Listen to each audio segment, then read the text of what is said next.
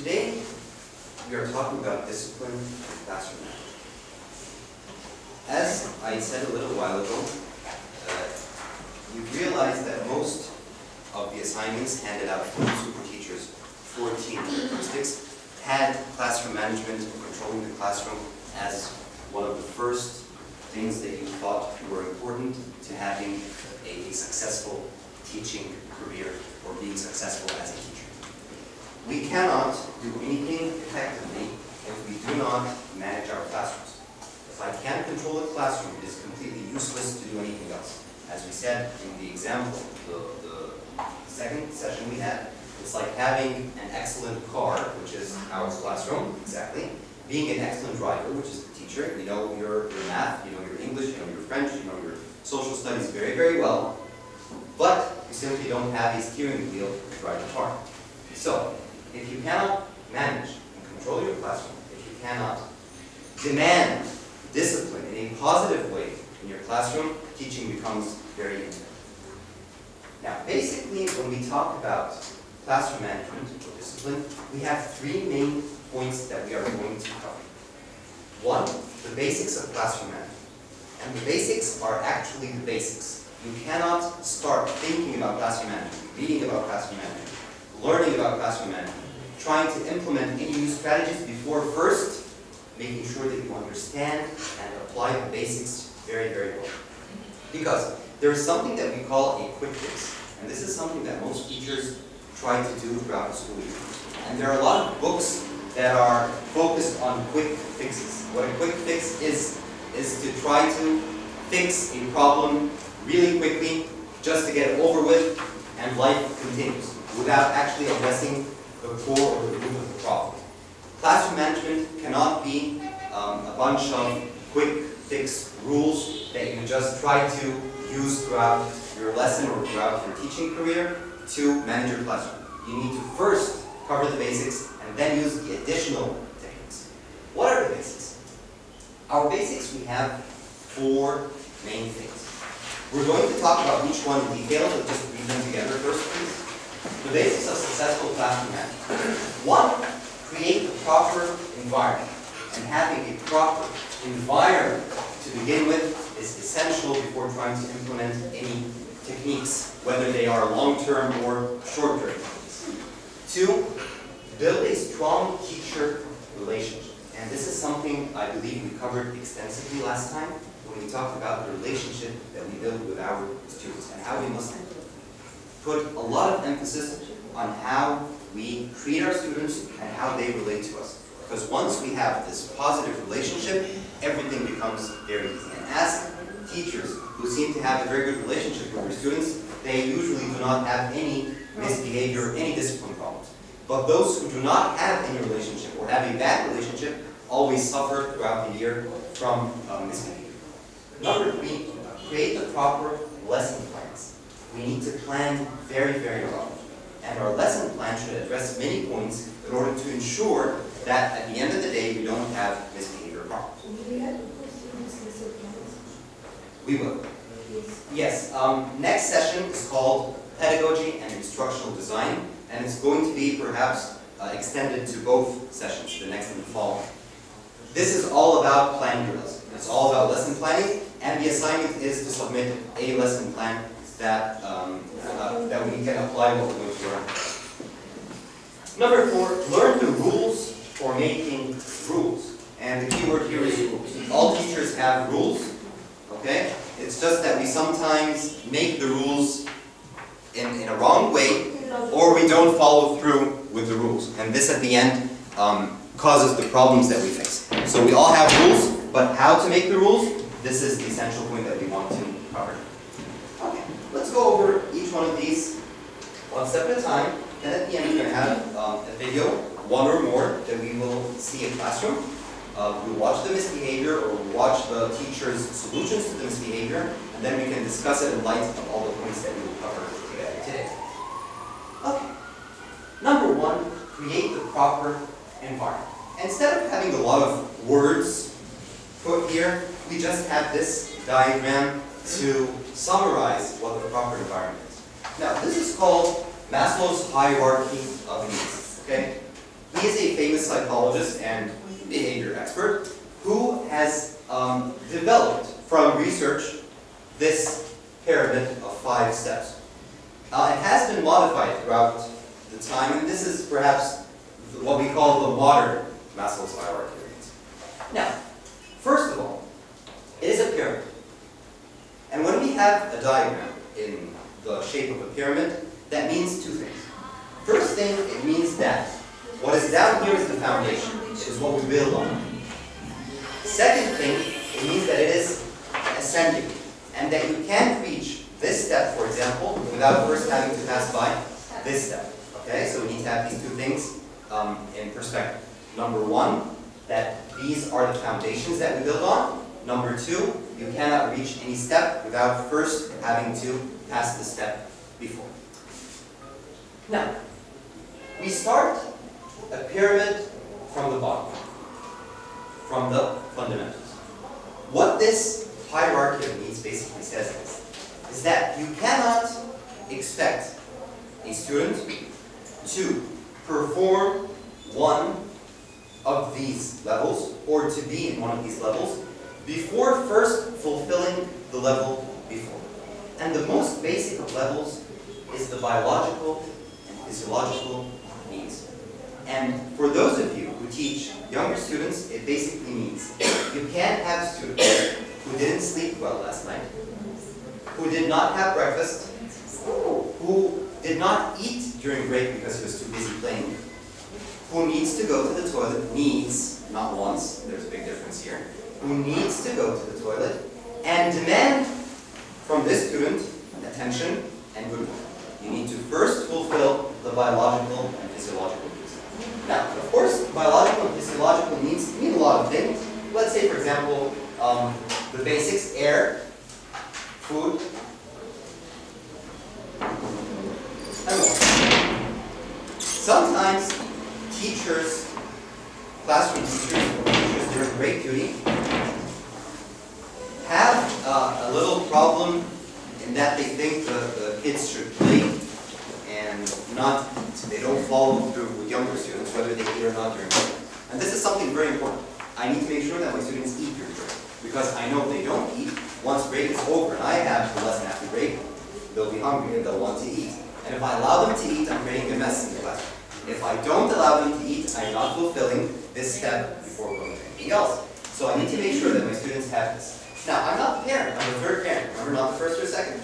So I can't ensure that they had breakfast in the morning, I can't ensure that they slept well the night before. However, I can try to cooperate with parents and teach the parents, in a sense, that these kids need to have this fulfilled before they can go any further during my classroom. So they need to help me with this. With older students, again, sleep deprivation is very, very common. If you monitor these students, like we said, Facebook-wise, you'll find that maybe 24 hours they don't sleep. So this is that you need help. That is true, of course. This applies to everybody. This is universal. Second thing, safety needs. And when we talk about safety needs, first of all, of course, there's the physical safety.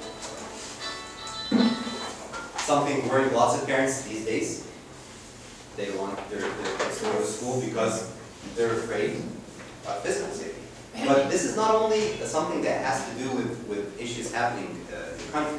Physical safety also has to do with the school itself. For younger students, how do they go up and down the stairs? Do they go in a line? Do they hold each other's shoulders, which is a very strange invention. Why do they? Yes, if they hold, they can fall down like dominoes. Exactly. Doesn't make any sense. Some teachers insist on this. Sometimes the bag is too heavy. Sometimes the bag is too heavy. Yes, and it's not a physical safety. Of course, yes. Another point. They hold them because they teach them to go on a train. Yes. They have to go on a train. So like when the teacher says get in line, make a train, they know what to do. So that's why they. That's true, but I've always seen trains go straight. I've never seen trains go up and down stairs. So maybe they should teach them that stairs no train. Another point here. Another point here was the kids' bags. If they're too heavy, like you pointed out, this is again a physical need that we must Either the books satisfy. at home or the books at school. They study at home, the books at school. Get out the book, Vice books versa. at school. They have to play with it. That is true, but this of course is something that we may not be able to deal with. Let's focus on what we can deal with, and maybe you can, in a sense. Bullying. Bullying is also safety. Excuse me? Bullying. Yes, bullying, of course. Physical safety, number one, is bullying. And this is something we're going to talk about today and afterwards. You cannot, by any measure, accept that one student in your class bullies any other student. That's impossible. Respect is the number one rule in our classrooms. You cannot bully another student. That's impossible. This is, of course, a major physical safety need. And students who feel that they are unsafe in terms of bullying do not stand up to the standards they want, even though they may be brilliant. Bullying can sometimes take the form of teacher bullying, not student bullying. If a student feels that the teacher is abusing him or her, is always shouting and yelling and maybe insulting or making fun of the student, you are destroying the safety need that he needs, and you can't expect him to evolve at all. So we need to put this into our consideration. If you go with older students, perhaps one of the safety needs is also income, money. If they don't have enough money, maybe in the United States, some students in high school work and have their own income. Maybe here, that doesn't happen. But if they feel that they are not satisfied in terms of money or income, they don't feel that safe, this is also something that worries them. Family is also a safety. And what we mean by family here is a little bit different. We're going to talk about family again here in belongings in the green box. But family here gives some kind of safety. When I feel that I have a family who cares for me, I feel safe. But when I feel that I'm alone and nobody cares for me, I'm distant from my family, this gives some kind of insecurity for the child. So you must learn again about where the child comes from. Remember the environment the child comes from. Especially when the parents struggle. I have those students in my class. Exactly. They break down, they cry. And you can't manage a student who breaks down and cries because his or her parents are always away and doesn't feel the safety of the family before first trying to solve this problem. Belongingness and love needs. Now, we can basically talk about belongingness and love needs. First, we can say again family. Okay, having a caring relationship with family, and family here extends also to the classroom family. Having a positive relationship with the students, having a positive relationship with the teachers, also gives this need of belongingness and love, to feel that you belong to a family, you belong to your classroom, you belong to your school. And with family, of course, comes friends. Okay? Now, let's just talk here for a moment. A lot of people would argue that up till here, that's not my job. I'm a teacher. I'm not their friends. I'm not their parents. I'm not responsible for feeding them. I'm not responsible for being their friend. I'm not responsible for loving them. I'm not responsible for traveling and leaving them away. It's not my fault. It's the parents' fault. However, you are required to address these two. Esteem needs is confidence. It's when you want your students to become confident. And self-actualization is when you want these students to perform. That's the outcome. Self-actualization is to put yourself actually, to put it into a form, of being a positive citizen, of being able to solve tests, of being able to create, of being able to negotiate, to object, to cooperate. This is what we want to teach them at the end. This is the outcome. I can't do this without having these three fundamentals first. And if I just blame the parents, I'm never going to teach these students, because it's going to be useless. If I just keep on blaming the parents, they're not going to do anything. I need to do two things. One, cooperate with the parents. And again, I use the word teach the parents, that they must fulfill these needs first, before you as a teacher can do your job. If they cooperate, that's excellent. But if they don't, you still have an extra responsibility of trying your best to fulfill as much as you can of these needs in order to have a better student, a better classroom, and ultimately to have no misbehavior problems. Because most misbehavior problems are related to having something here missing. One more time. First, biological and physiological needs. We need sleep, we need food, we need air, we we need water. Safety needs, we need to feel safe at school. Safe physically and safe emotionally. Safe physically in a sense that I know I'm not going to get hurt, I'm not going to get beaten up, for example. And emotionally by knowing that there will be no bullying, no making fun, no insult in any way. Belongingness and love needs, I need to feel that I belong to my family, I belong to my school, I have friends, I have a caring teacher, I have an environment where I know I am safe and wanted, something that I can belong to as a student.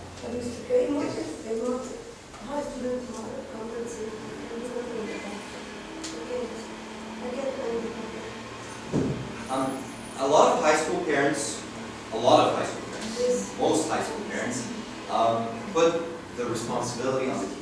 Remember when we talked about how you're responsible as a third parent and you're sharing responsibility? I've seen this a lot, where the parent just comes and says, there's nothing I can do with my son, I can't do anything with my daughter, please take control. And she doesn't help with whatever we No, she just gives you everything. And she doesn't have, if we punish, then she says no, she doesn't like the punishment.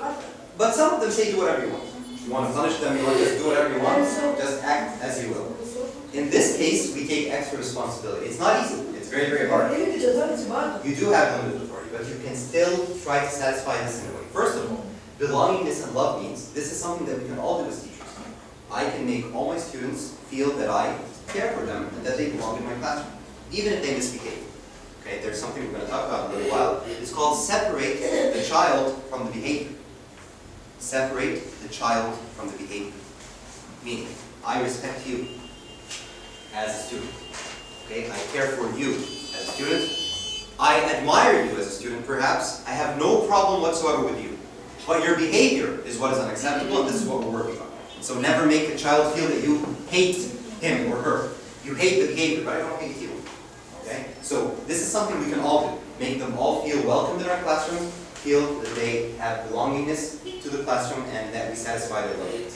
Safety needs, again, this is something we can all do inside our classrooms. Inside my classroom, at least, I can ensure that nobody is making fun, insulting, bullying any other student. I may not be able to solve issues with a slippery bathroom or broken staircase, but I can at least try with the administration to solve things that could affect the safety of the kids. But inside my classroom, I control the safety very, very well. Biological and physiological needs, I won't feed them unless they're younger students, and when they are younger students, you should actually make sure that they eat on time, wash their hands after they eat, pack their things for younger students. Older students, it's much harder. If you're in high school, there's nothing you can do about it. But you can still need to try one way or the other to do this. There is one way. No, there is one way to solve this, especially with older students. That's to join in. Invite the students. During break, let's have lunch together. Every now and then. They will join, and they'll be glad to eat with you, have a chat. Perhaps you can even, some teachers do offer their food. They get food, especially for the students, because they don't. Okay. Do you have food in this? So you don't have, so see, you don't have any problem.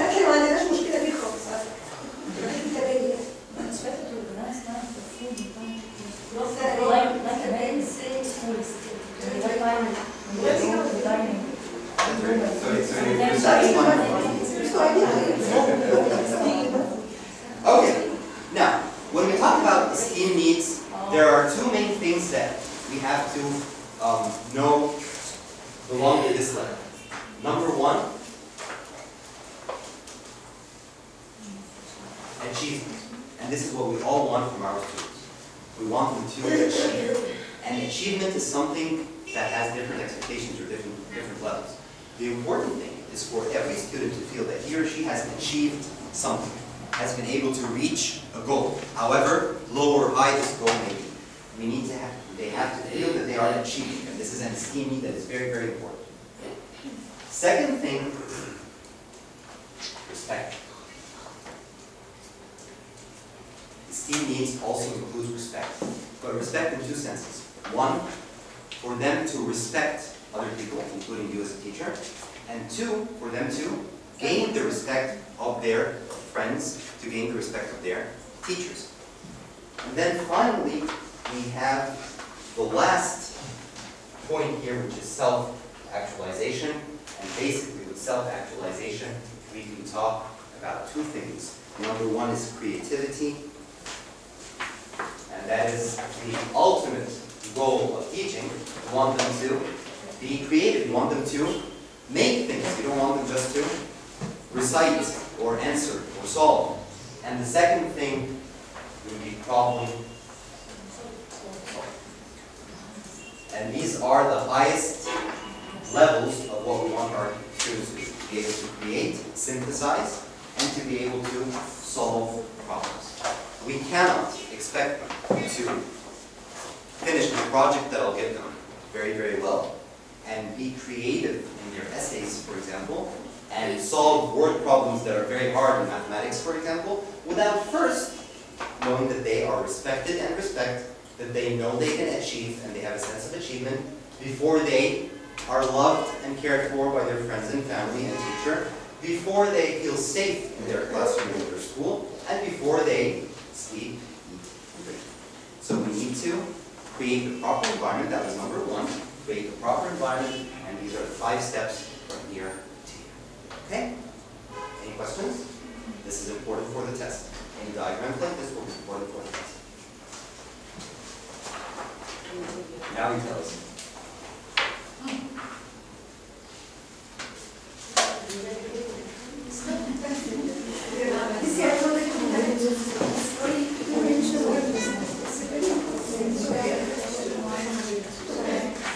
Number 2.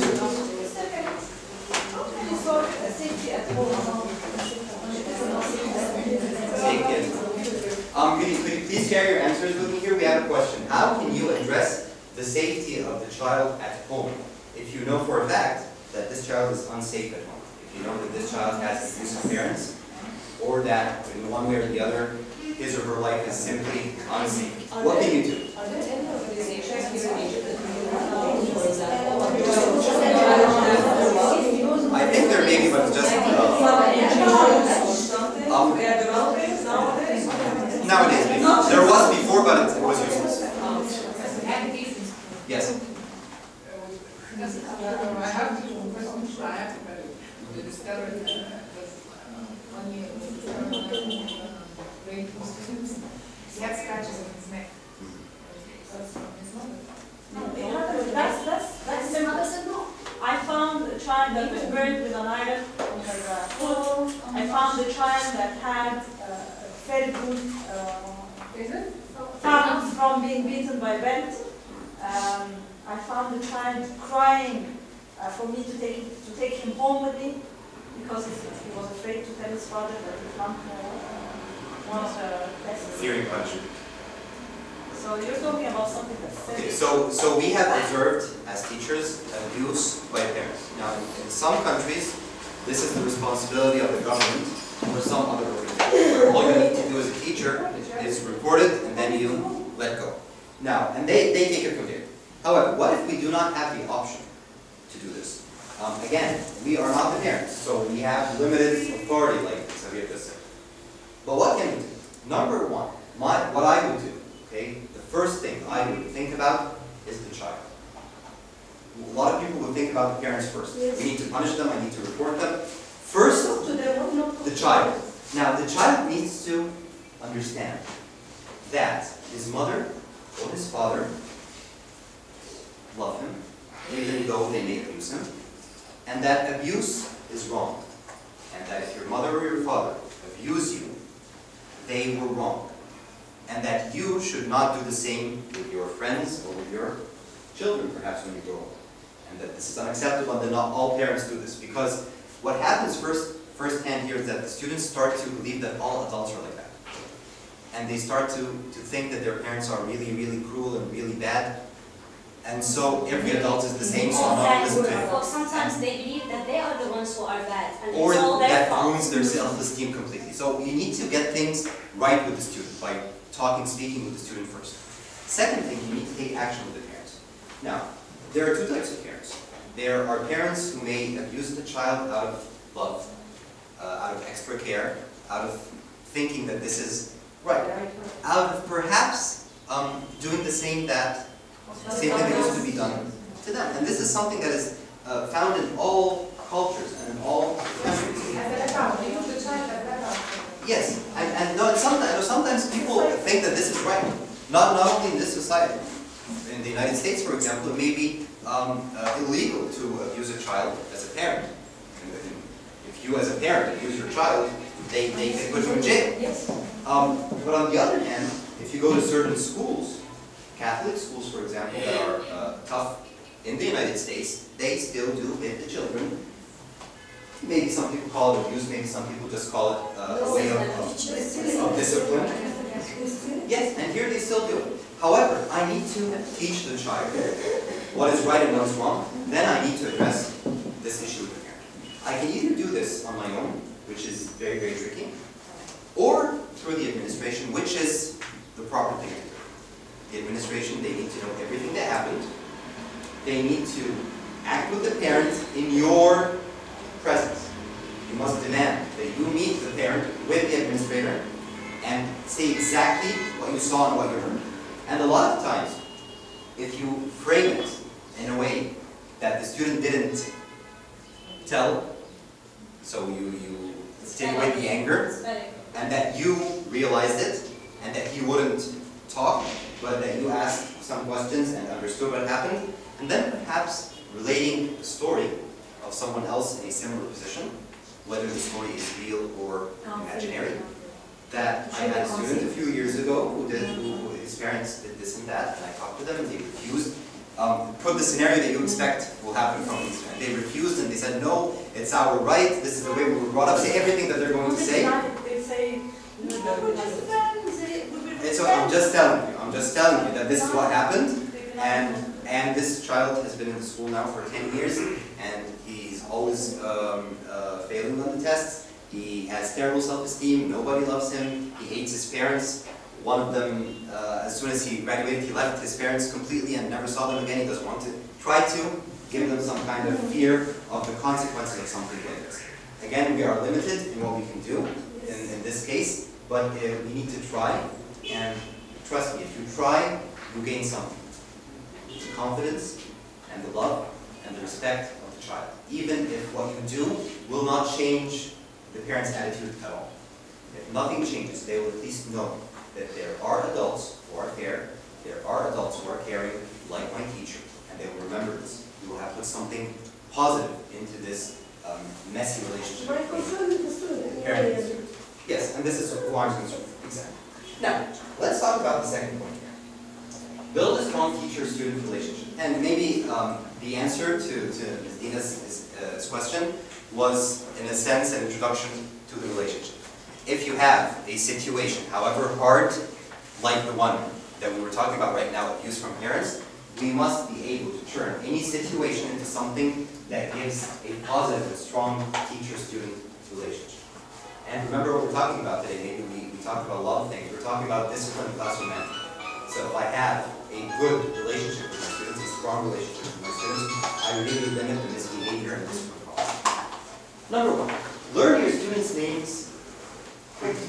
This is something we have to do at the beginning of the year. Okay? There are a lot of techniques to doing this.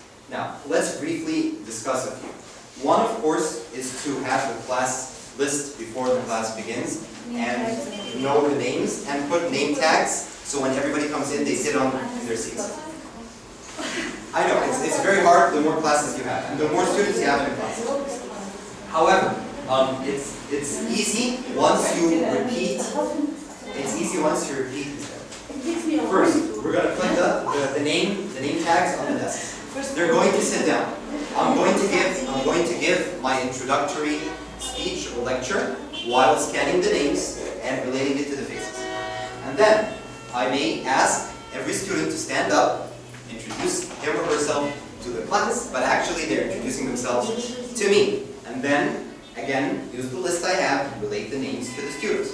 And then you can do some kind of a game, especially with younger students, and older students also like it, where you need to listen to the introduction by all of your classmates very, very well, and then we're going to see who will be able to remember the names of more students. The one who remembers the names of the most students is going to get some kind of reward.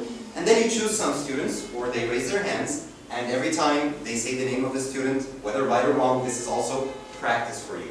It may take some time, but during the first lesson, I don't understand the name of the game. If they had a name as already, so how are they gonna? no, the name tags are here or here. They can find it. Okay, Yes. but you need to stare at them for a long time to know this. Now, how can I do it without having to stare at you the whole time and relating your face to your name?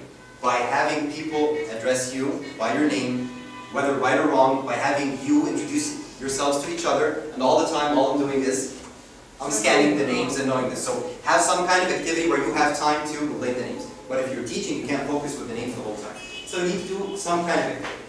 However, this is something we should do at the beginning of the year. We should learn the names of the students very, very early. Second thing, once we learn the names of the students, we should use the names of the students. So don't just learn them. Address the students by name. Okay? Don't say you at the back, you at the front, especially if they're misbehaving. Because once the students have this idea that he doesn't even know my name, then they do whatever they want. Okay? Second thing, also greet the students outside the classroom. If you see the students outside the classroom, greet them by name. You're going to say, good morning, sir. Good morning, miss. Reply, good morning, name. Don't just say good morning. This leaves a very, very positive impression and is the beginning of a strong student-teacher relationship. You can't, as adults, picture any relationship between two adults without knowing each other's names. It's useless. So we need to know the names. I just want to ask you a question. When it comes to high school, sometimes you address them by their first name, sometimes by their family name, sometimes they have their own nicknames. Which one is better to address them with? I think that inside the classroom, their first names. Outside the classroom, you could use the nickname if this nickname is the popular name. Yeah, but if it's a really popular name with the student. So don't overdo using nicknames unless the student is really known by this name. But inside the class, I use the first name. When will I use the last name? Perhaps when I'm reprimanding. That's one thing, but no, maybe if you're punishing or you're talking in a serious tone, the last name gives it more seriousness, yes. But the first name is more informal, which builds a relationship. Reward good behavior as often as possible. Now, what happens, sadly, with teachers is that they respond to negative behavior or to bad behavior much more often than good behavior. And that's what we do with our children. For those of you who have children, what usually happens, if you count how many times you say, don't do this, don't do that, why did you do this, stop doing this, and you count how many times you said, good job, excellent, I'm proud of you, you'll find that we always use the negative much more than the positive. And it doesn't mean that we shouldn't use the negative, but it means that whenever there is good behavior, make an issue out of it. Okay? And this helps a lot, because once they see that good behavior is appreciated, they really tend to do better. For example, you gave me your assignments. What did I say at the beginning? I said that you did an excellent job, and your assignments are very, very good. I can see a lot of you have done an exceptional job. Now, I wasn't lying here, but what I mean is, if I didn't say anything today, if I didn't mention the assignments at all, for those of you who did the assignments in 5 minutes, it won't make a difference. But for those of you who stayed maybe 4 or 5 hours, who didn't sleep at night trying to research, they will be frustrated. After all that I've done, you didn't even say anything. What are you going to do the next assignment? When you said what you did Yes. Yes. I was saying that I learned this from you. I started sending. Sorry. Excuse me? I was telling Mr. Nancy the other day that I really appreciated that you sent us these thank you notes. That I started sending them to my students, telling them every time, thank you, you did really good in your assignment, I really appreciate it. Because it made me feel good, so it definitely should make them feel good. Thank you very much. So I think this I'm is glad that I was able to make you feel good. Thank you. Okay, number 3. Build your students' self-esteem by seeking their opinions. Self-esteem, confidence, respect, responsibility. Seek their opinions. Don't always be the one who is commanding. Okay? But seek the opinions. And this is something children appreciate, whether at home or at school. But children cannot be able to decide on their own completely. You need to give them options. So give them options, seek their opinions, and as a skillful teacher with experience, you can actually guide them to the answer that you want at the end. Okay, but however, make it seem as if they are the ones who made the rules, or they're the ones who decided. So seek their opinions a lot of times. Especially when they complain about something. Yes. Tell them, so. Let's solve it together. What do you think? And okay, I'm going to do What what. about this subject? Exactly. About And try to actually carry out finally they reach their. my opinion. Yeah, finally they reach my opinion. Yeah, but they feel that they are the ones who gave you the excellent. Display a sincere interest in your students' lives. Now, I need to focus on this. Display a sincere interest in your students' lives. Now, let's just talk about students' lives first, and then we need to focus on the word sincere. Students' lives means their life in school and out of school, without being too intrusive. Okay? But asking about the student, about his or her hobbies. You know, someone plays soccer or I plays asked them to basketball. invite me to the matches. Invite me to your matches. Excellent. Yes. How did you do on the match? Was it nice? Was it bad? I heard something about it. Have a conversation, something that interests students. But show sincere interest. And this is where a lot of teachers fail. We just show interest, but we show it too deliberately, and children in general are very, very, very good at telling the truth from lies. So if it's not sincere, you're better not talking about it at all. So you have to show sincere interest. And once they feel that you are really interested in what they're doing, they will build a very, very strong relationship. Especially that most of these children do not have this relationship with their parents. A lot of parents are too busy to show sincere interest in their children's lives. So once they find that you as a teacher are really interested in their lives, they will build a very strong relationship, especially with the troublemakers. Have high expectations. Always have high expectations of the students. Don't ever make them feel that you do not expect that much of them and that they cannot achieve. Once they feel that way, they start misbehaving. But when they know that you always expect better from them, they try to meet these expectations. Who does this is better than you? The answer should be no. Yes, Yes. they say no. Very good, then show me how. Show Exactly. me how. Excellent. Make each student feel important. Make each student feel important. Each student feel. I have 25 students in my classroom. I should make 25 people feel important. Every day. Very hard. Very hard. Every day. Very hard. Very hard. Now, how can we do this? What I do usually, first of all, when I plan my lessons, I try to include notes inside my lesson plan where I will make this student feel important. I have a class list with me while I'm planning the lesson, and I include every student somewhere. And I have my lesson plan in front of me. And while teaching, I know it's time to make John feel important. Now it's time to make Nancy feel important. Now it's time to make whoever feel important. How? Many techniques to make the students feel important. Second thing, you have the list with you, and throughout the lesson, this list is in your hand. Every time you make a student feel important, or you feel that you've reached this goal, you just tick next to the names, and then when there's like 10 minutes left of the classroom, of the lesson, you quickly look at your list and see who's missing, and focus with these at the end of the lesson for the last 10 minutes. It's very hard to get all of the students feel important every single day, but the more students feel that they are important in your classroom, the better they will be. How do they feel? Do you mean by that? Just being involved, being important, Yes. just to call their names to answer or to address them or something like that? Yes. That's simple? It could be that simple, just to call them by their name, Sometimes I use to ask a question, use their names as examples. Excellent. When you have examples, whatever subject you teach, okay, it's very simple to make them feel comfortable. Even if you teach biology, okay. We're gonna. This is a virus. Virus is bad. Let's talk about something. Okay. Yeah. This is a vitamin, for example. So we're gonna call this vitamin John because he's healthy. Something like that. Any little note throughout your lesson that will make the student I feel. heard about giving them missions to do.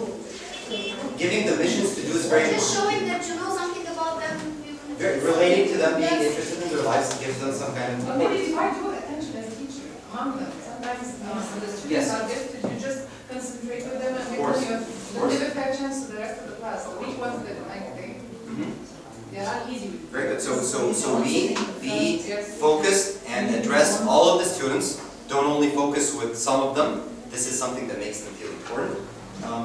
You can use what Ms. Habib was just saying now, giving them responsibility, especially with the troublemakers. And we may see this today in the video.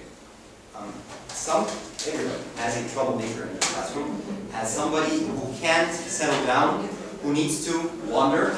We call him the class wanderer, someone who just likes to wander around. Someone who fidgets a lot. Make this person responsible. Okay?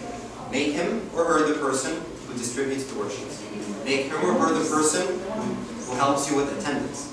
Make him or her the person who reminds you of some things. Make him or her the person who collects the pencils and the different supplies that you keep in class. Make him or her responsible for the line. Make him or her the line leader for younger students. So give responsibility to someone who usually misbehaves or can't just sit still, and they will cooperate and use this energy extra energy that they have. And they will help you. And they will help you. And they will not misbehave, and they will help. Look at problems from your students' perspectives. What happens is, as teachers, once a problem arises, we right away go into teacher mode. We look at the problem from our own point of view, and we deal with the problem right away. It's very important, before saying anything, before trying to solve any kind of problem, to first know the student's perspective, or the student's point of view. For example, in a video that we may watch today or the next time, there was a student playing with a PSP, PlayStation, the portable, the small one. Playing with his phone, for example, something like that. And the teacher saw it, told him to remove it. He didn't remove it. A lot of problems happened. After the class, they asked him, you know what his problem was? He was playing a game, he was in a certain level. And he didn't have time to save the level. And all he could think of is that he needs to save the level first.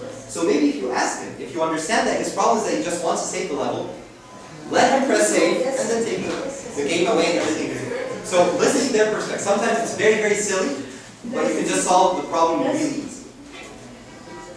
Never argue with your students, especially in front of other students. Now, first of all, we have never argue.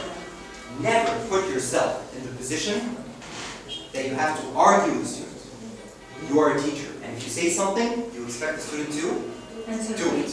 If you will answer back, then you need to answer back and argue and bargain. You're losing your position. Sometimes when you fix date for a quiz or something like that, they tell you there are other quizzes on the same day and you need more time to study. This arguing over this may be an argument, but you can save yourself this by first introducing it. We have the quiz. And the quiz is either going to be on this day or that day. Which day is better? Let's vote. Tell me your opinions, tell me your ideas, and next time I'm going to tell you when the quiz is. When next time you see the quiz is on Saturday, those who object will say, I'm sorry, you already gave me your opinions. I studied all the opinions and the majority wanted to be on Saturday. So it's over. You're not going to have to give in. Okay? For example, let me say this in a way I hope nobody feels offended. If Ms. Lakshana says, I want the class here to be on Sunday, and I tell her, well, I can't do Sundays, however, I'm free on Monday. So she says, okay, Monday is good. Then Ms. Amir is going to say, no, I can't do this on Monday. So I'm going to have to be arguing with everybody. I'm wasting class time. And second thing, I'm losing the authority as a teacher to give the schedule or to guide the class. So try not to argue as much as you can. Yes, Mr. Arthur, I'm sorry. I think if the whole class is arguing, sometimes you have to give some space. But if it's a personal argument, I mean, we should stop it. But if it's the whole class arguing about something, for instance, of course, yes. We have to give it some kind of freedom. Okay, let's talk about it and see what's going on. Okay, thank you, Mr. Ahmed, for joining in. What Mr. Ahmed is talking about is a class discussion. If we as a class are discussing something, you should accept all the opinions and you should guide them, you should reply, you should join in. But when it's an argument, this is where you need to stop. And if you feel that the student is arguing, you're starting to argue, stop. Okay? Yes, stop right away and say, we'll talk about this after class. Or we'll talk about this during break. If it's really important for the student, he will come during it. If it's not important, he was just doing this to waste time, you're never going to see him again in the school. Of course, that's why you should never go into an argument. Because it's a waste of time. Yes. Stop arguing. No, and give them plenty of space and plenty of time. I would love to hear your opinions on this. I'm free today during break. Come to my office, please, and let's sit down, all of us together, and talk about this. Again, if it's important, they will come, and you must show interest, because it's important to them, to build a relationship. But it's not important, and they don't come, then you didn't lose it. Never argue with your students. If you have to argue with your students, if you have to, for some reason, never do it in front of other students. Like we said before. Take the actor away from his audience. Take the actor away from his audience. Step outside, talk, argue, do whatever you want. Return the student inside, or let him go to detention or the office or whatever you want. But don't do this in front of his or her friends. One, he will argue very strongly in order to prove that he or she is right in front of their classmates. And two, other people are going to join the argument, and it's going to be a mess, and you will not be able to. They will definitely support their friends. And they will definitely support them. Number three, create the proper lesson plans. Now, when we make our lesson plans, it's always important to put the idea of discipline into our lesson plans. How can we do this? First of all, divide your lesson into three main parts: a beginning, a middle, and an end. I can't start the lesson without having a beginning and end. Once the students come into my class, once I enter the classroom, there should be something right away planned that they have to do. They should not wait for you to take attendance and to write some things on the board and to set up everything you have and to write a message on your phone and then start. This will lead to a lot of disruption. You need to have something planned right away. Once you enter the door, papers are distributed, something's on the board, there's a question they need to ask, there's a group formed, there's something that's happening right away. And then there's the middle of the lesson where you can change different activities. And then there's the closure of the lesson, which needs to be planned very, very well, and we'll talk about it in just a moment. Have work ready as soon as the class begins. So as soon as it begins, have work ready. If you have your own classroom, like perhaps computer teachers, biology teachers, and the students come to your classroom or your lab, you should have something ready on the board, something ready on the computer, worksheets on the desks, they come in, they work right away. If it's you coming into the classroom, you should try to be early as much as you can. Of course, you have a lesson before, that's going to be a little bit hard. But however, once you enter the classroom, they should know that it's not time for chatting. It's not time for asking about how you are, or talking about what happened yesterday, or talking about the old homework. Once I enter, there's something we do right away. Even asking is a warm-up. I mean, you can gather their attention, even if you are ask them about something, make some kind of discussion. And it's always a good idea to give them something to do. And while we're doing it, to take your attendance. Because what happens a lot of times is that we come in and we try to take the attendance before doing anything. You're taking the attendance, some people are talking, they might even fight, argument arises, something happens. So wait until they are doing something, and while they're doing this activity at the beginning, then you can scan their names, you can have the attendance, you can do whatever you want, you can discuss things with them individually. Check homeworks while doing something. That's very good. Make sure your lesson plan is student-centered. Do not lecture the whole time. Make sure that they are doing lots of things, that they are participating a lot during the lesson. Plan transitions carefully. Transitions are how we go from one activity to another. So, before saying my lesson plan, okay, I learned that I should do something called small group work, something called large group work, and something called individual group work. Okay, that seems fun. So I'm going to do individual work, then we're going to go to group work, and then we're going to go back to individual work, without planning how you're going to plan the transition, because this is where a lot of misbehavior happens. So make sure you plan it very, very well, and that you put into consideration all the problems that may arise from changing the activity during the lesson. Include all students in your lesson plan. Remember how we talked about making every student feel important? So make sure in your lesson plan that you are addressing each and every student. And it's always good to have a margin next to your lesson plan where you insert where you will address each and every student with their names in the lesson. Okay? If you don't want to put the names, you want to make a lesson plan that may work with many different classes, you can number them. And then you have your list with you. So number 1 comes here, number 1 is John, so John comes in here. Okay? Of course, it's better to tailor your lesson plans for every class separately because every class has its own weak points or strong points, but that makes even more people. Over plan, and remember we talked about this a lot, always have extra things to do. Always. Always. We're almost done now, and I'm still at number 3.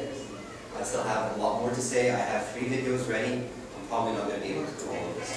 Why? Because I overplan, just in case. But if I underplan, I reach a point where I have nothing else to say. Yeah, This they is really sense it. where they, exactly, and they sense it. If you try to improvise, if you try to, okay, I'm done, and then you try to waste time to think of something to do, they take advantage of this right away.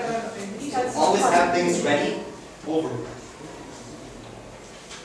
me ask you something. You are telling students, I have to do this and this with you, and we're having an activity, we're having or are you No, always give them a broad sense of what they need to achieve, because this is what we talked about. They need to have a sense of achievement, and they need to know the objective. Remember, we talked about this last time. We said we need to answer the question that their parents will ask them once they go home. What did you learn today in English? They need to have an answer. So they need to know what they're going to learn. Okay? Giving them an overwhelming list of things to do is not very good. But giving them a comprehensive list is very good. So once they enter the classroom, okay, class, today we're going to learn the order of operations. Then we're going to have to do some group work to revise it together. Then we're going to have a worksheet of 10 questions. And then we're going to correct it together, and then we're going to summarize this, and then they know that they have a lot of work to do, so they lose interest if it's a lot. But if it's focused in somehow, we're going to learn this, we're going to apply it, we're going to answer your questions, we're going to have a discussion, 4 points we need to finish today, they feel more comfortable because they know what they're doing. Learn the rules for making rules. All teachers like to make rules. It's part of why we became teachers, to have the authority to make rules. There are 3 basic rules for making rules. Number 1, the fewer rules, the better. The more rules you have, the more complicated it becomes. But they contradict sometimes. They contradict each other. You won't be able to carry out all of the rules. They will object to some rules. So having broad rules that are few is very, very useful in your classroom. And I would always start with number 1, respect. Very, very simple. Like respect. Respect is the number 1 rule in my classroom. I have to respect you. You have to respect me, and you have to respect the rest of the class. This is an unbreakable rule. Another rule, especially with younger students, and also with teenagers, is hands-off. The hands-off rule. Your hands are for yourself. We don't hit, we don't push, we don't grab anyone by their hair. Hands-off rule. This is unbreakable. Okay? So once they try to misbehave, they know they have to respect you. The other student, they know they can't use their hands. You're limiting how they misbehave. So few rules that are very, very important help you to make proper classroom management, but not too much. Yes? First time you go into class, tell them rules, or you leave it to... This is, some teachers usually do 3 things. Some teachers have rules ready. Some teachers even have a book of rules, a manual that they distribute and teach the whole first 1 or 2 lessons of the year. They teach the rules. And some other teachers prefer to make the rules as they go along. Why? To learn how these students are, because not every rule applies to every student. So they try to know them first. And other teachers involve the students in making the rules. They ask their opinions, they take votes, and then they have this rule. However, children in general, something we're going to talk about in a little while, do not want and sometimes do not like too much freedom. If I give them too much freedom, it's usually this. So involving them in making the rules too much, you're not going to get any rules at the end. You're going to have some that oppose to the rule, and they're going to believe that they have the right not to do this rule because they oppose to it in the first place. So having your own rules ready is something that you should do. I think that what we should do is have the basic rules ready, like hands off, nobody touches, hits, grabs anybody else. Number 2, respect. We all respect each other, and I'm the first one, and you all have to respect me and respect your fellow students. Number 3, for example, we use our mouths for asking questions, not for talking or chatting. Something like that. Just 3 basic rules they use at the beginning of the year. And then as the year goes by, you may be able to identify what respect means, what the hands-off rule means, what the mouth rules means, something to make it a little bit more detailed. State rules in a positive manner. Children, especially teenagers, don't like to be given orders. And if you state the rules as something negative, as something bad, they tend to misbehave. But if they know that this is a positive rule, that this rule is for their benefit, that you are giving each one of them the safety they need by saying that respect is essential, that you are giving each one the safety they need by saying that you cannot hit, grab, touch any of the other students, some things make them feel more comfortable. So giving it a positive sense, teaching them that the rules are there for their benefit also helps them. You can give lots of examples from life. Rules. Why do we have rules? Why do we have rules for the class? Doesn't the class begin and end in the bell rings? Why? This is a rule. What if we didn't have the bell? What would happen? Teachers would fight. The students wouldn't understand. You take more English than math. Try to explain to them why there are certain rules. There's a rule that you can't eat something that's spoiled.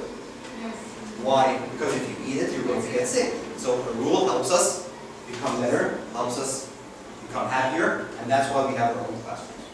Last thing, consider the consequences of the rule, and this is one of the most important things I believe you should also always put in consideration. A lot of teachers put so many rules and all their focus is on the students, but they forget the consequences on the teacher. If you say that if you do a certain type of misbehavior, you will have to stay for detention with me after school. Don't forget that you have to stay with them after school. And before making that rule, make sure that you will be able to do it.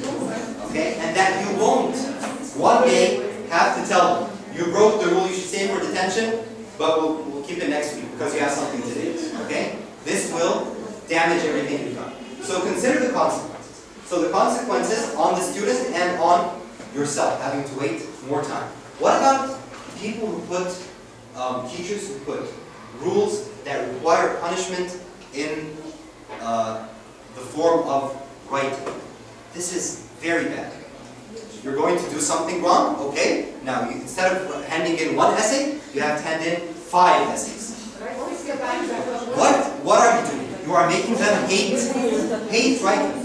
You are making them hate writing. I did it once in classroom because I teach math, I don't teach English. I did it once, they were getting out of control. Okay, no, I saw the lesson, I can't focus on the lesson, I even will waste my lesson, okay, fine, that's the teacher. I will teach a hard class vectors and then I ask this department chance, I respect my time. Yes. I will respect myself. Okay, this is different. This is different than what you're saying? Yes, what you're saying is, I make them write 100 times, I must respect myself and my teacher. For example, you're just giving them a message. But what I'm saying is giving extra homework or extra assignment as punishment. What happens is they hate the essay writing, they hate these assignments, they hate doing homework. Why? Because it's used as a punishment. So make sure you know the consequences. Don't use work as punishment, and make sure that you can, as a teacher, carry out this punishment yourself and not have to make it. Is it acceptable to have them like copy a certain lesson like 10 times or something sometimes, or not acceptable? I don't think it's acceptable. I mean, as like a hard, like for something that's like... They should do this because they want to learn and they feel the importance of learning, not because it's a punishment. If you do it as a punishment, they will copy but they won't benefit. Of course they won't, but the thing is, because I think it's the worst thing ever. To them it's the worst thing ever to tell them, okay, you have to copy this lesson 10 times. Because they can't, I mean, they can't think about it. They're not going to the internet, they have to write it down. They have something that doesn't have to do with your subject, perhaps. Yeah, something like something that has to do with politics, for example. Something that's far away from what they're studying. Newspaper, for instance? Yes, a newspaper. That's it. Copy the whole first page of newspaper. 10 times. Yes, right now, after this. Staying in break. Staying in break is one of the most effective ways, especially with younger students. Because break is why they go to school. They go to school for this. But staying the whole break is very great. 5 minutes of break with younger students is more than enough. Trust me. Because after 5 minutes of break time, they go down, they feel they don't have enough time to eat. Their friends who are playing together have already made their own teams, and they're not accepted anymore. So just keeping the 5 minutes of break gives you some time for break and also saves a lot of time. Okay, we'll continue with this number 2, the students. After break, 5 minutes break, please, and then we will continue.